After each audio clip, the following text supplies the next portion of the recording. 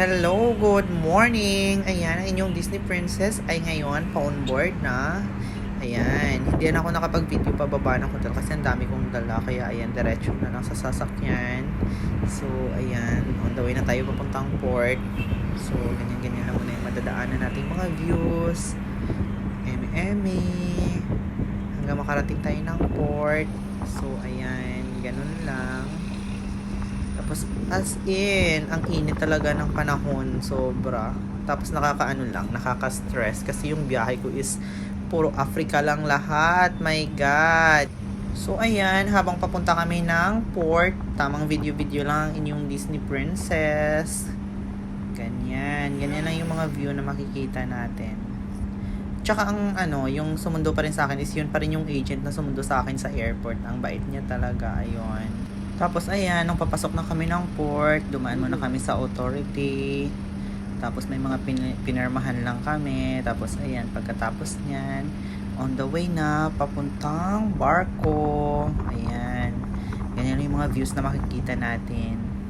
Ayan, by the way, dalawa kami palang sasampan yan. Kasama ko po si Chief Engineer. Pero hindi na po ako nakapag-video kasi nahiya po ako. Kasi first time ko lang din po siyang na-met. So, kaya medyo nag-uusap-usap na din kami sa sasakyan. Pero, hindi ako masyadong nakikipagsalita kasi nahiya pa ang inyong Disney Princess. So, ayan, on the way na kami. Ayan, nakita na. Akala ko yung unang barko na yan na yung sasampahan ko. Pero yung nasa likod pa pala. So, ayan. Ito yung aking magiging tahanan sa loob ng 9 months. So, ayan. Shout out. MSC Sandy 3. Yan po yung barko ng inyong Disney Princess ngayon. So, ayan, kinakita na, tanaw na talaga natin yung ating magiging tahanan for 9 months. Yes, 9 months po mag-i-stay sa barko ang inyong Disney Princess. So, ayan, kinakita na talaga siya.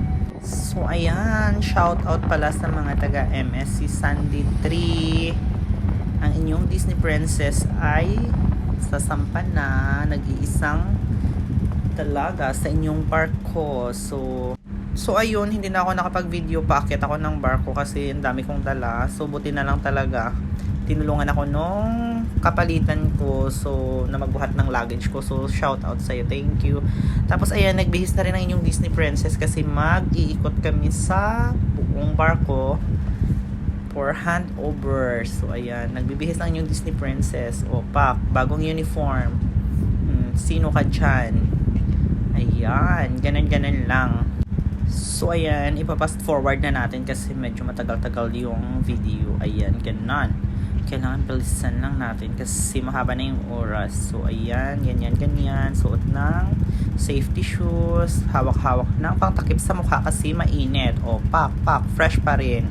So, ayan na. Tayo ay iikot na sa barko. So, ang unang inikot sa akin ng kapalitan ko is dinala ako ng crane.